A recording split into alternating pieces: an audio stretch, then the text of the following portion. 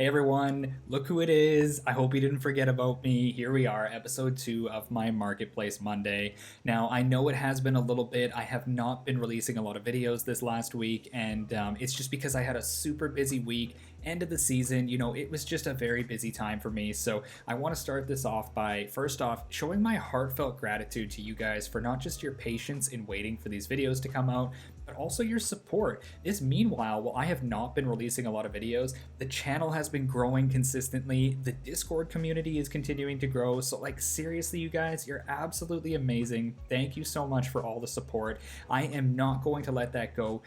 I'm gonna try and reciprocate it as best as I can because I just want to show you guys that I really do appreciate it, and I'm so happy to be a part of this community and have you all be a part of the community with me. So that being said, we're going to do another Marketplace Monday here. And again, just to mention about the Discord community, if you guys haven't been in there, what are you doing? Get in. It's so amazing. Even though I haven't been making videos, I've been active in the Discord. So if you guys want to see a little bit more or hear a little bit more from me, I'll throw a link in the description. It's a permanent link, so it won't expire like the last one. Get on in there. We'll get you added to the Discord. Fantastic community to be a part of. Quick little disclaimer on that. It's not a community based around getting scholarships to people. We are not a spammy community. So if you're just going to come in and start putting your resume up, not the community for you. I'd recommend finding another community that's just focused on that. We do have scholars in it, and we're very happy to work with them. We're just not about spamming out scholarships. So bear that in mind when you want to join the community, please. However, that all being said, let's jump into this Marketplace Monday. You know how I start. I start with the dashboard. I look at the health. We've done over $3 million in sales in the last 24 hours. I do wish they still had the average price because honestly, I liked it. It helped me understand, where the pricing is, where the buy points for a lot of people are, and where I sit in regards to those buy points because you want to be where the consumers are buying, right? So a little upset they don't have that. I hope they reintroduce it. I know that right now there's a lot of upgrades and updates going on along with daily quests, so there's a lot of things on the table. I'm not getting worked up about it. I know that this game has a great future ahead of it, and I'm not worried about anything in regards to a few updates here and there. And for you guys as well, a good point to touch here before we jump right into the marketplace and showing you different builds is I've heard, not just in the Discord community, just in general, I've heard people voicing some concerns about the market, saying, hey, look, I don't know what the market's at. Is it crashing? Is it coming to an end? What's going on? You guys, don't be paper hands about this. Come on, you're in cryptocurrency, and not just cryptocurrency, which is volatile in and of itself. You even went a layer lower, a deeper part of the cryptocurrency world into NFT projects. This is no easy game. You got to be having some pretty strong resilience, and like you've got to be having diamond of diamond hands in order to be in this. So if you guys are getting concerned and you're really anxious and you're stressed, maybe this isn't the industry for you. I don't want to tell anybody to quit, but your mental and your physical and financial well-being is important. So just make sure you bear that in mind when you're considering the way that you feel about the way the market is.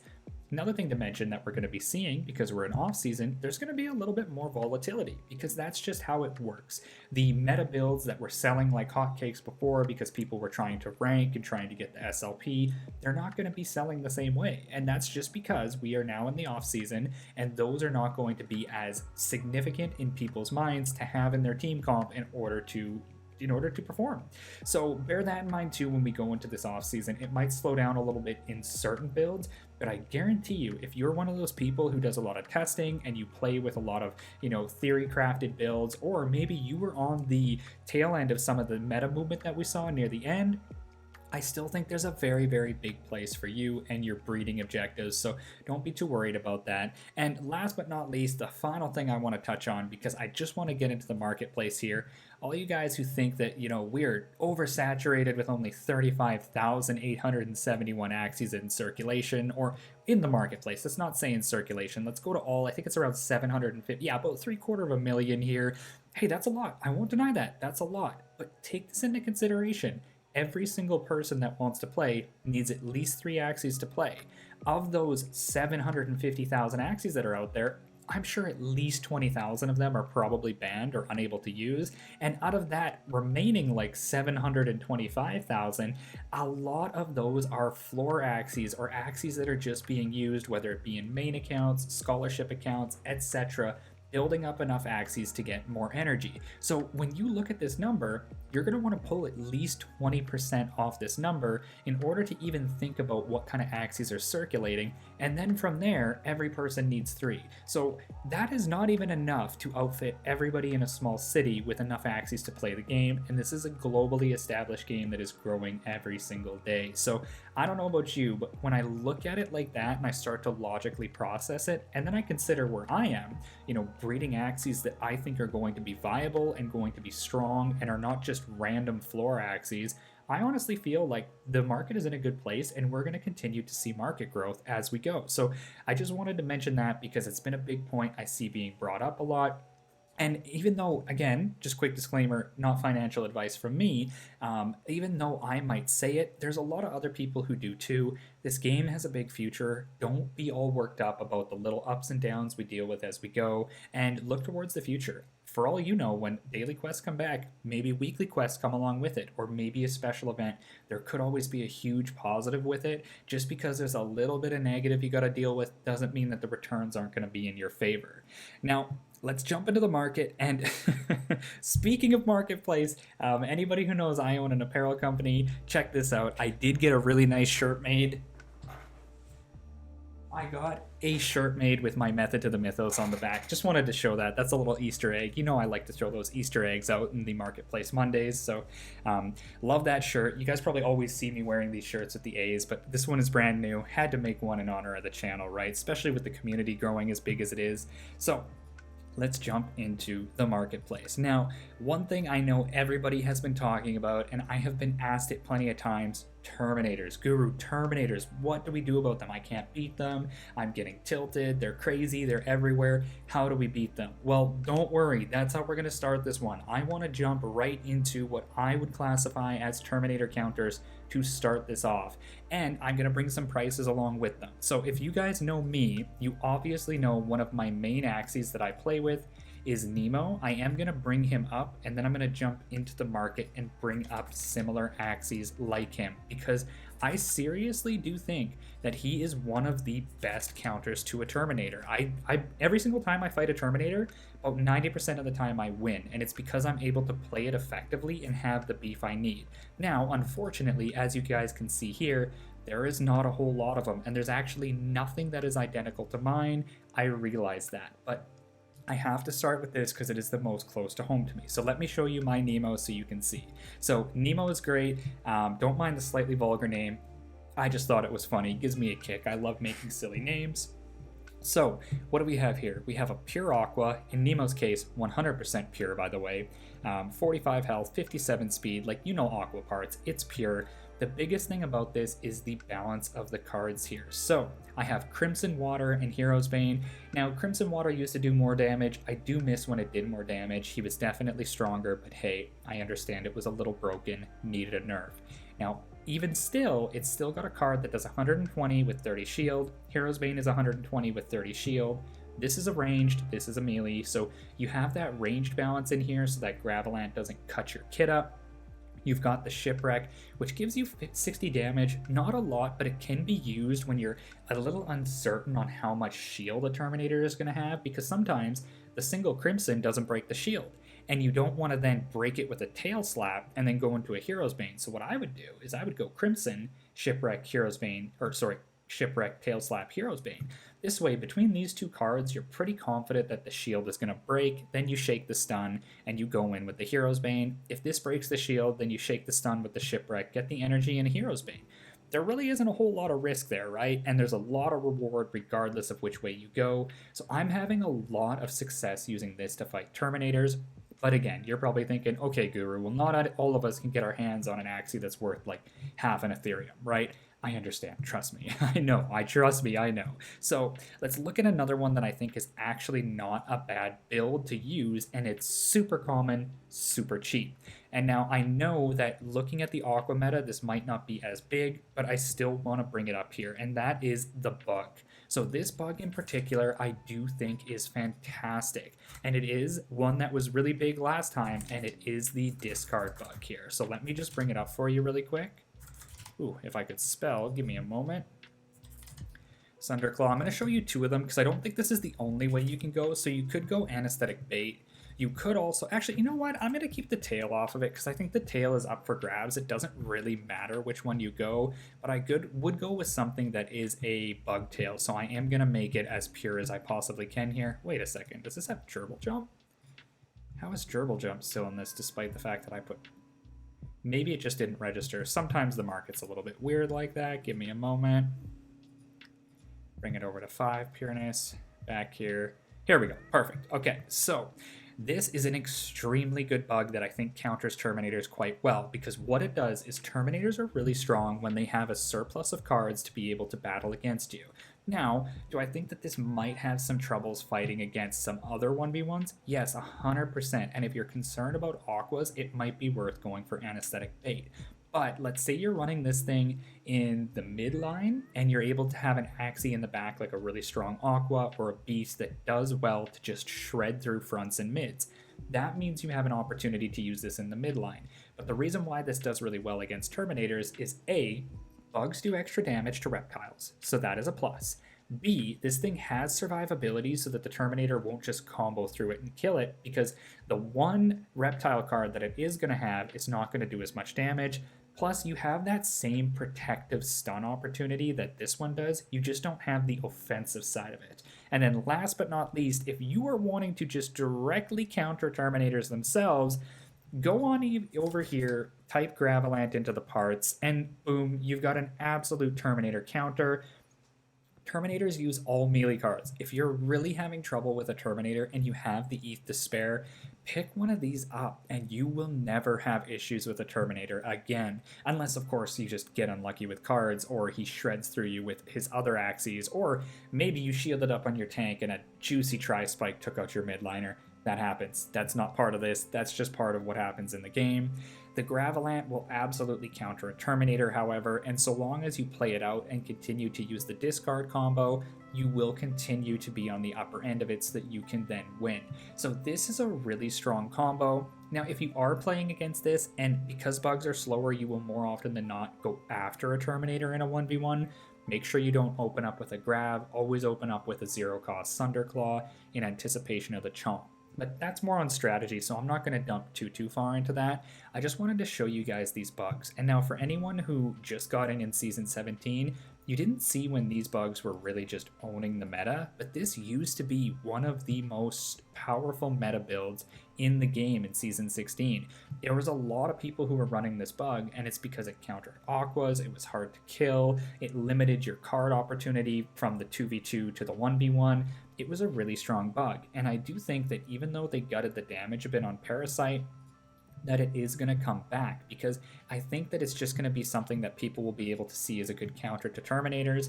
Plus, overall, the discard style, though it is a little bit harder to play, I think it is a really, really good build, and it is a really good play style to use. Plus, it's super cheap. Look at this, 0.06, that is so cheap. I think that most people would be able to pick that up. So, just for those of you that don't know here, of course you know Sticky Goo. Sunderclaw is a 0 cost, which randomly discards a card, so that's really good. Parasite is a cost, but it does have 80 damage and 50 shield. It used to have 90. The 10 damage was a little bit of a nerf, but it's not debilitating.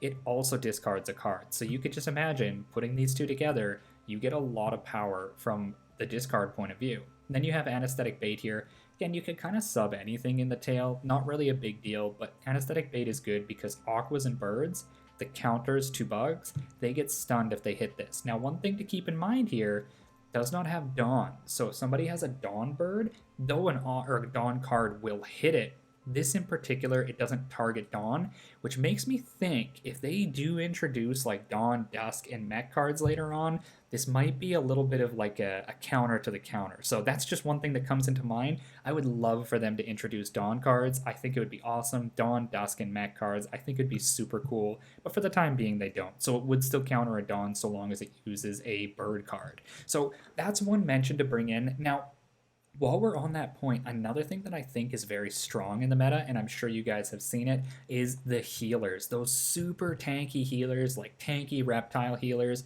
And that makes me think that Scarab is going to come back into the meta. Scarab is strong. Oh, wait, give me a second. It's doing the marketplace thing where it doesn't bring it up. Let's try it one more time. Perfect. Okay, so Scarab is really strong. Now, if you ask me what kind of Axie it's going to come on, I'm almost guaranteed it's going to come on a beast, and I think it's going to come on a beast for the reason of I just feel like it meshes so well because a lot of these really tanky healers are either plants, dusks, or reptiles. So when it comes down to it, the beast is the direct counter to them, right? So what better Axie to be putting an anti-heal on than the direct counter to a lot of the Axies that are trying to out-heal you.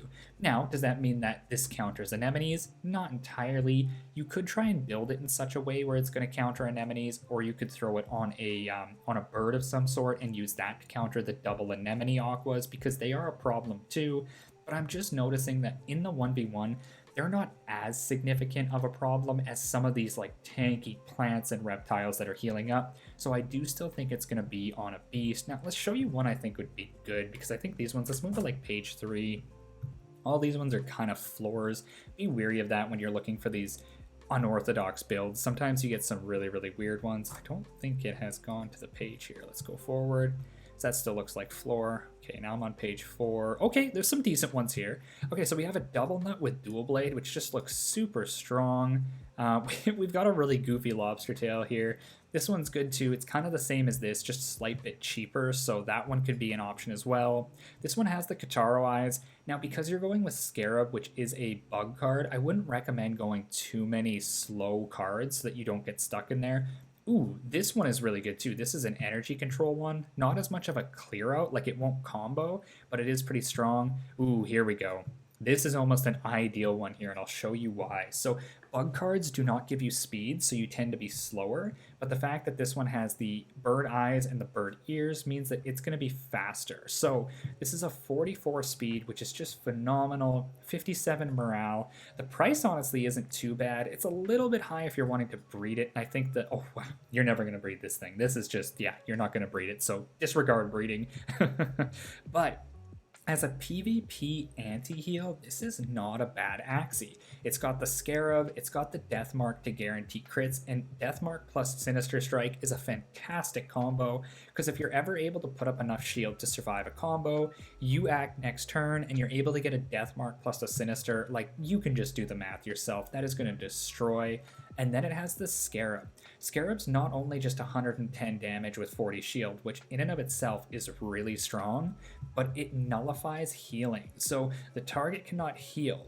The fact that you have 44 speed and you go before most reptiles, plants, etc. that are going to be healing, not before aquas, but even still you have the opportunity here, if you were to try and play this out correctly, you would have the chance to just combo them next turn and ruin them. So this is a really, really good build to be using if you're having a lot of trouble with like reptiles and plants that are healing. Something like this, not this one in particular maybe, but something like this would be really good to look at. So wanted to bring that up. You know, in comparison to these other two I brought up, this one's not bad. It's unbelievably high breed, and I think this is way overpriced personally.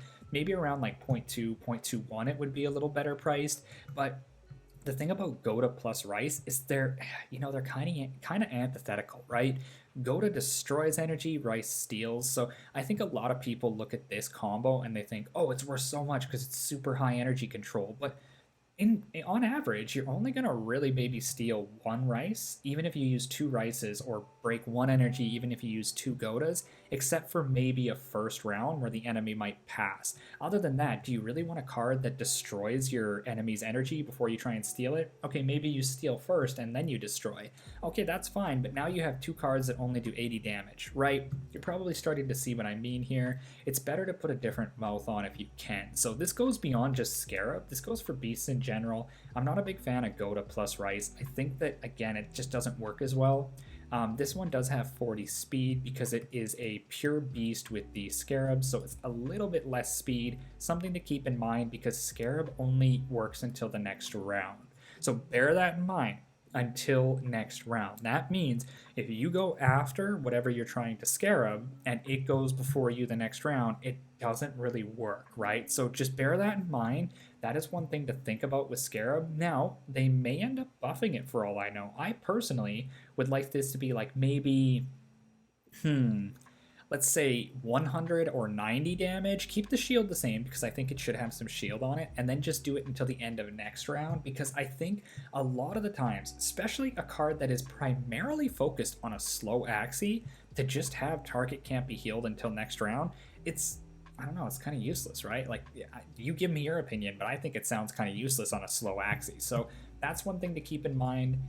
In comparison to this other one, I would definitely go with the fast one, again, for what I told you. But this is just one build I wanted to show you guys. I really have my eye on Scarab, and I'm actually considering it because I think it's going to be a good card in the near future, because the meta is definitely shifting over into longer games with more sustain, and this is going to come into play. Now, that being said, I want to check something while you guys are here, actually. I want to see if there's any Aquas with Scarabs. Nothing? Really? Not a single Aqua with Scarab? What about all? Anything? Okay, there's a couple, but they're kind of goofy. Oh, this one's kind of cool with the discard and the cute bunny. Okay, it doesn't look like there's anything for sale, but there is a couple. Okay, that's not bad. I was kind of thinking about that. What about birds? Let's check out birds here. Oh, quite a few birds. Let's see if there's any for sale. Okay, there's a couple for sale, actually. There are some birds you could get with Scarabs, so not bad. Definitely something you could consider here. This could be something you could play. Now, if you are going with birds, rather than going with a card that doesn't give you speed, if you are kind of wanting that sneaky, like, stop the enemy from doing something, you could go with this other route that I saw Elijah playing something like this, and I thought it was really strong, actually. You could go with Balloon Pop. So Balloon Pop's another item I've got on my radar here because I think it's very underestimated. Now, you would want to go with a pure bird because you wouldn't want Balloon Pop on something slow, and I'll show you why in a moment. Let's bring this one up and I'll show you why you wouldn't want it. For those of you that aren't familiar with it, Balloon Pop is a zero cost card that does 40 damage, no shield, but it applies fear. Now, it only applies fear for one turn if you are attacking. So if you are defending, as you getting attacked first and then using this in defense, it actually fears you. And it's all the way until next round. So if you get attacked first, one way to get around this is to always end with it, but that's not always the way you want to do it. If you get attacked first on this, you do end up fearing yourself, and the card is practically useless. So bear that in mind. That makes this a little bit more difficult. Now, you might be thinking, okay, well, this isn't a whole lot of damage. If you are going to do like a Dark Swoop plus a Balloon Pop and then these two, yeah, you're really not having a lot of damage. I agree with you. I think that it might be better to go with something that is an owl, like Peacekeeper. Now, I wouldn't go with Cuckoo because there's no reason, but you could go with Peacekeeper. You could go with Insectivore. You could even be sneaky and go Double Talk, but there's really no reason to have Double Talk plus Balloon. There doesn't seem to be a whole lot of mix here. But there are options to this, right? Like, you could look at this and keep your eye on this going forward, because I do think that Balloon Pop is something I could see come into the meta, and a lot of these are cheap. So if you wanted to try one out and you have the extra income, you could try and pick one of these up and test with it a little bit. I know I'm going to be in the near future just to test it out. So those are a couple that, mixing from countering Terminators into countering healers, because that's what I saw really taking over the meta near the end of the season, and I'm still hearing about it now. I've got a lot of people in the Discord community who are talking about some of their hardest matchups, and they either seem to be Terminators, healers, or sometimes they're just Aquas. And that kind of brings me to where I'm talking next. So marketplace, Aquas, breeding, all of this comes into play, and I have a lot of people who are either part of my community or talk to me about Aqua breeding. This Guru is like, it's so saturated, right? There's no point in breeding Aquas. They're falling out. Well, guys, this can be applied to everything. Everybody also thinks that the market's falling out too. It's not just about supply. Saturation is matched by demand, and if saturation and demand are in line, then you have a healthy market. If saturation and demand are out of line, then you have an unhealthy market. Even though the stereotypical, let me bring it up here, Risky Fish, Nemo, or you could really sub any tail if you wanted, Goldfish, and Shoalstar. You guys all know this Aqua. You've seen it 100 times. I've seen it 100 times too, more than I want. And if you ask me, I think it's a problem. But even still, there's so many of them, and I know that they're moving. Let's just click on this one and see. This one's a little bit towards the end of its floor, so this one is going to be there pretty soon. Let's check another one of these out here, maybe one that's a little bit more pure. This one's about halfway through. A lot of these aquas do get picked up, and even at the zero breed sense, let's look at it. I think it's about 0.23, 0.25. Oh, this one's pretty cheap, but it's probably a mutt. Yeah, it's a mutt. Look at that. I wouldn't pick that up. So let's find a 90%. Oh, we got a 90% here. So yeah, about 0.23. Now, I wouldn't go with Rosebud. That one is a little bit out of there. What about this one? This one's a little bit better. Confident I probably wouldn't want on it. Maybe something like this. Fishneck. Oh, Fishneck might actually not be bad. That stuns if an Aqua or a Bird card hits you. There's a lot of times you're fighting against that. Now, would I want that? Preferably not. I'd like Nemo. But again, a lot of other Axies have Nemo, so you could probably sub that in to get high chance on the Nemo coming out. But even still, looking at these, the buy-in price is about 0.2, which means if you're selling virgins, you're probably feeling a little bit of a hit because I think these used to sell for about 0.3. But if you're actually doing a breeding farm from the zero breed, which is 0.2, down to the floor, which is 0.1, that's not really that bad. That's a 0.1 stretch between the ceiling and the floor. So that's not really that bad, you guys. This is definitely still healthy. It's all about saturation meeting demand. Just remember that when it comes down to it. And even still, this super common aqua build, there's only 270 of them on the market for sale. So that's not oversaturated if you ask me. Now, if you want to ask me about Rimp Beasts, a little bit different. I think that those are a little more saturated at the moment, but I think they always will be because the Rimp Beast is just a staple in every scholarship. It's just when it comes down to, right? That's why I also breed Rimp Beasts, because they move really quick. They're kind of like, let's put it this way. It's kind of like Rimp Beasts are Toyotas. Well, some slightly higher end, more niche Axies are kind of like your Audis and your Mercedes. Yeah, I come from the automotive industry, so that speaks to me, but I'm sure it'll speak to everybody. Like, well, if you had the choice, what do you want, a Toyota or a Mercedes? Well, if you got a family, maybe it changes, but that to me just sounds like you haven't checked out the GLE. Okay, I'm going to stop selling Mercedes here. Let's go back to Axie.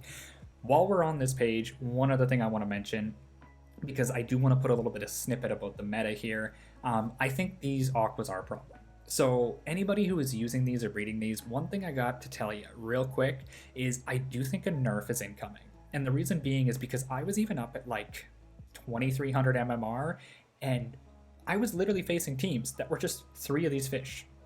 Yes, 3 of these fish up in 2300 MMR in the top bracket, like top 100, 200 players in the game, just playing triple Aqua. That is not okay, right? That just goes to show that that class needs to be nerfed. I think even recently Z, one of the really famous veteran players in the game, he made a tweet about crits in Axie Infinity. And he said, like, I'm going to quit the game until crits are taken out of the game. I don't agree with being taken out, but I do think they need to be fixed. The fact that an Aqua, let's bring it up here, who has 27 morale, the only stat of this whole Axie that is supposed to be a weakness, can still crit, and quite often, just goes to show that, critical strike is kind of broken right now, and I think that that's the main thing that we're having issues with these Aquas. If this Aqua, in my opinion, the way I would fix it is Aqua cards can't crit.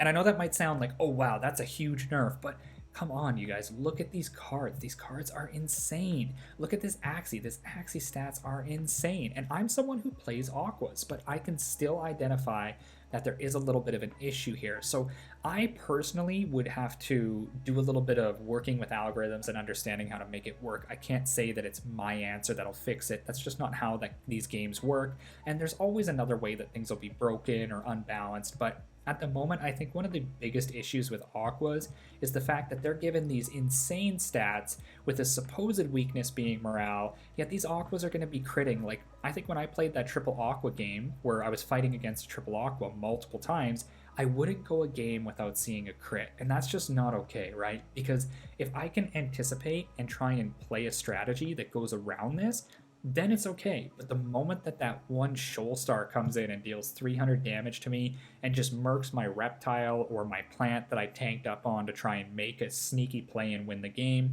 well, that just doesn't work, right? If it was a beast, I've got to anticipate that. But the fact that it's an Aqua means, like, okay, their one weakness doesn't even apply to them. So my little rant as well as my bit of insight into this, because I do think that it's a problem. So anybody breeding aquas right now, just bear in mind that the way that a lot of people are playing aquas with just steamroll damage into the enemy and just hope it works, I think that that's going to be fixed. So just bear that in mind, and I hope it's going to be fixed. So bear that in mind, please. But okay, we've got a couple of these. We've gone over a couple of different builds here. Some of the things that I think are really good and really tricky. Now, one of the things I do want to mention that I'm going to be looking into, I'm not going to do it all now because I don't want to make these videos unbelievably long, is I'm going to be doing the special classes next week. So I'm actually going to go into Mech, Dawn, and Dusk, and I got to leave you guys at that because I want you to get all hyped up and anticipated.